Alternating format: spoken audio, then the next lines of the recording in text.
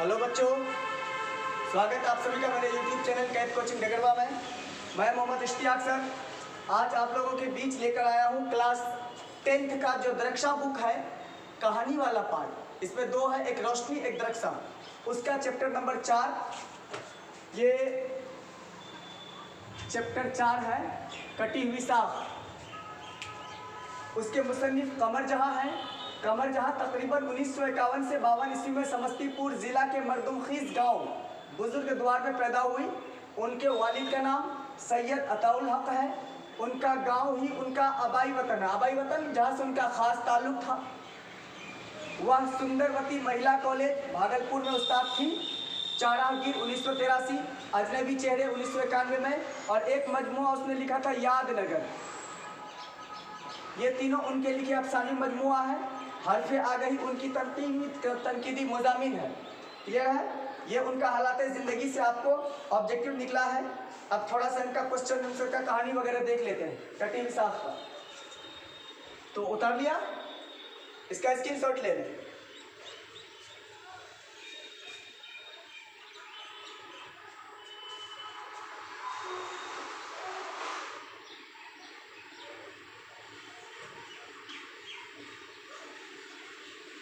इसमें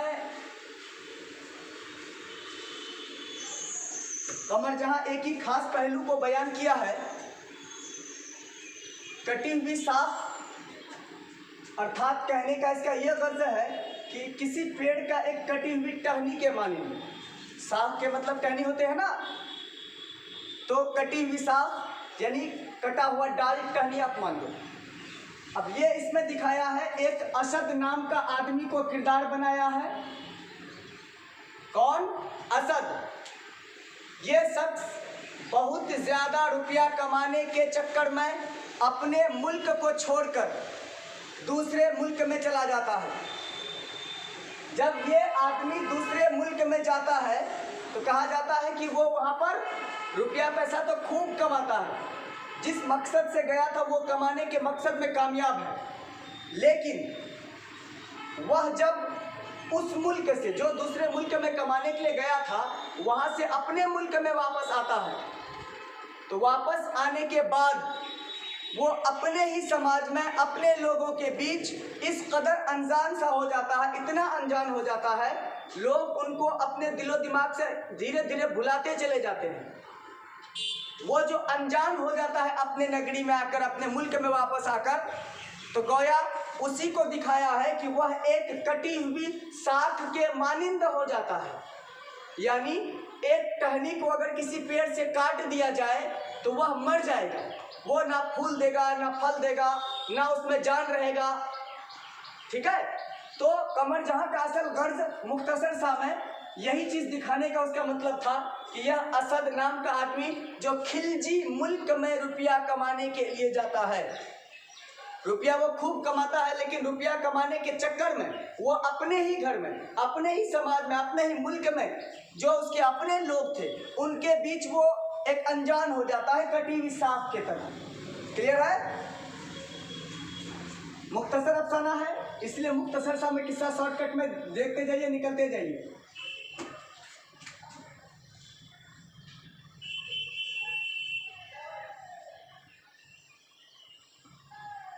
यह एक मुख्तसर अफसाना है बेटा। आ जाओ क्वेश्चन आंसर देखते हैं। यहाँ दिया हुआ कमर जहाँ की पैदाइश कब हुई, तो यह हो गया तकरीबन 1951 से 52 ईस्वी में। कमर जहाँ के वालिद का नाम हो गया सैयद अताउल हक। कमर जहाँ की पैदाइश ताल्लुक सूबा बिहार के किस जिले में हुई, तो कौन सा? समस्तीपुर जिला। हाँ। कमर जहाँ का कौन सा अफसाना आपके निसाब में शामिल है, तो यही कटी हुई साख। दिक्कत? अगला, कमर जहाँ किस यूनिवर्सिटी में उस्ताद हैं, अभी लिखाया था ना, वह सुंदरवती महिला कॉलेज भागलपुर में। सनदरती नहीं, सुंदरवती महिला कॉलेज भागलपुर में उस्ताद हैं। क्लियर है? सब्जेक्टिव में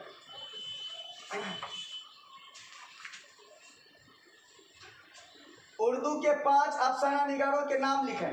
तो ये मैं आप लोगों को ग्रामर पर्सन में जिस दिन हालात ज़िंदगी सभी मुसन्निफ का 2-4-5 का गेस्ट टाइप में दूंगा, तो उसमें लिखा दूंगा बिहार का या हिंदुस्तान का उर्दू का नावल निगार, उर्दू का अफसाना निगार, मुख्तसर अफसाना निगार, ड्रामा निगार, ये सारे के सारे मैं एक लिस्ट बना दूंगा, उसका एक स्पेशल क्लास दे दूंगा। इसमें से 1-2 क्वेश्चन खास निकलेगा आप लोगों के लिए, जो प्रत्येक साल लगभग एग्जाम पर्पस में होता है। क्वेश्चन नंबर 1 है,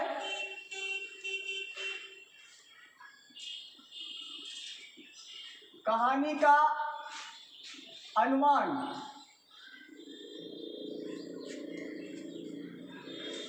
कटी हुई शाख क्यों है?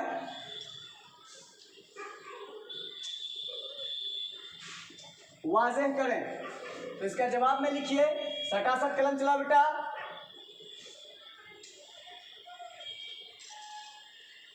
इस कहानी में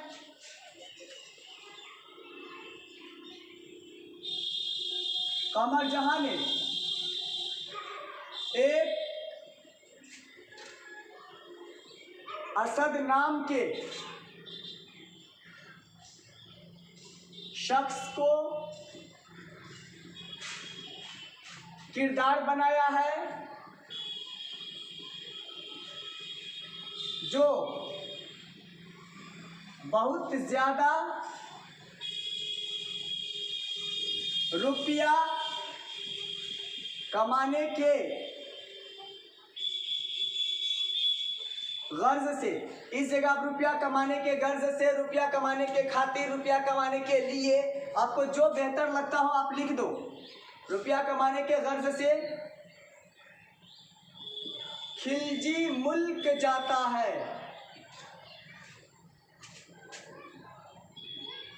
जहां वह खूब रुपया कमाता है, लेकिन जब वह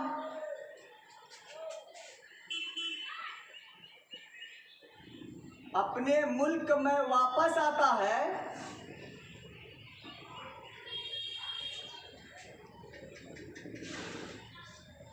तो वह सभी के बीच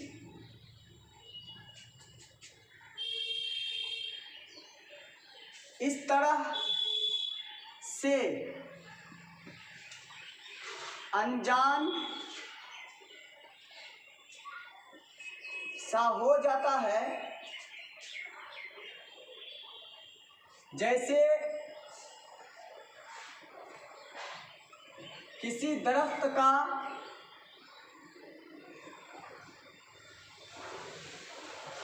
कटी हुई शाख हो।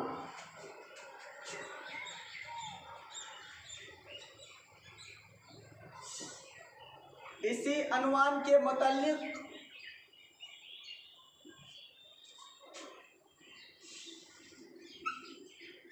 कमर जहां ने इस कहानी का अनुमान कटी हुई साफ रखा है।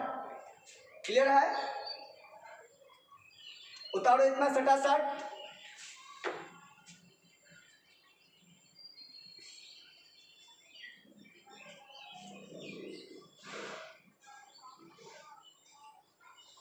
ओ लो, अब दिख रहा है?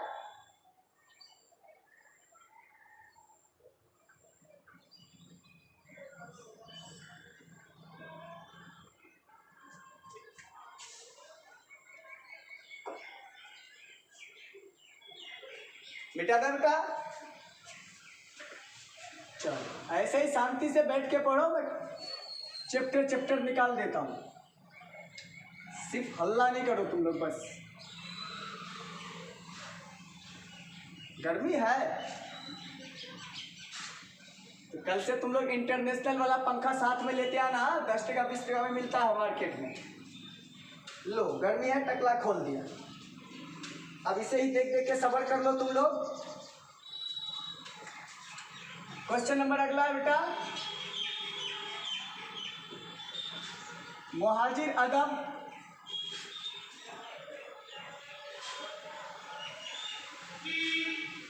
की इस्तिलाह से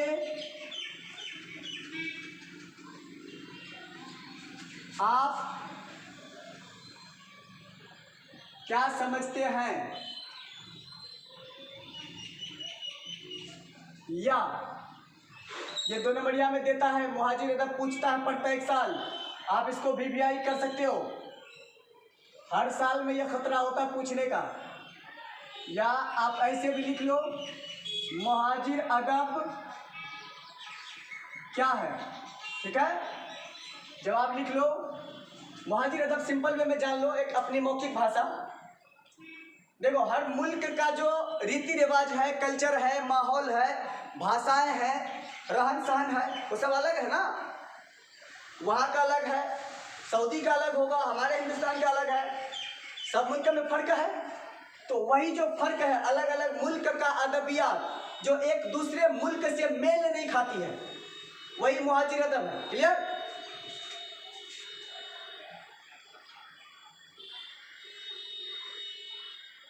ऐसे ही लिखो अपनी भाषा में, सभी मुल्क के रस्म व रिवाज और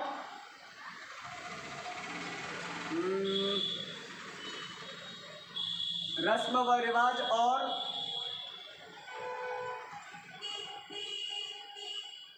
अदबियात में फर्क पाई जाती है।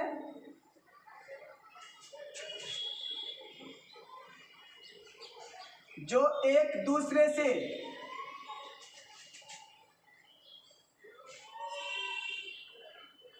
मेल नहीं खाती, उसे आप यहाँ लिख सकते हो अदबी इस्तिलाह में, या उसे डायरेक्टली लिख सकते हो, उसे मुहाजिर अदब कहते हैं। ठीक है, उसे मुहाजिर अदब कहते हैं। लंबा हो गया। और छोटका भी चाहिए, ये लो बेटा, छोटका वाला एक दे देता हूँ, इससे भी छोटका कर देता हूँ। 2 नंबरिया है, टेंशन मत लो। एक वर्ड भी लिखोगे मार्क्स मिल जाता है।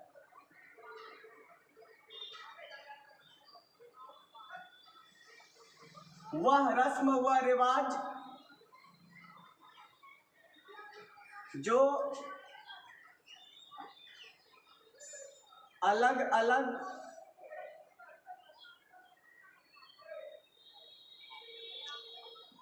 मुल्क के अलग अलग हो, ये सूटेबल नहीं है, लेकिन आप लोग छोटका खोज रहे हो तो कौन बाप क्या सलाह है बताओ। अलग अलग मुल्क के अलग अलग वह रस्म व रिवाज जो अलग अलग मुल्क में, या मैं कर दो, अलग अलग हो, जो एक दूसरे से मेल ना खाता हो, वह मुहाजिर अदब कहलाता है। लीजिए, क्लियर है? तो ये चैप्टर यहाँ खत्म हुआ। आज का क्लास यही समाप्त होती है।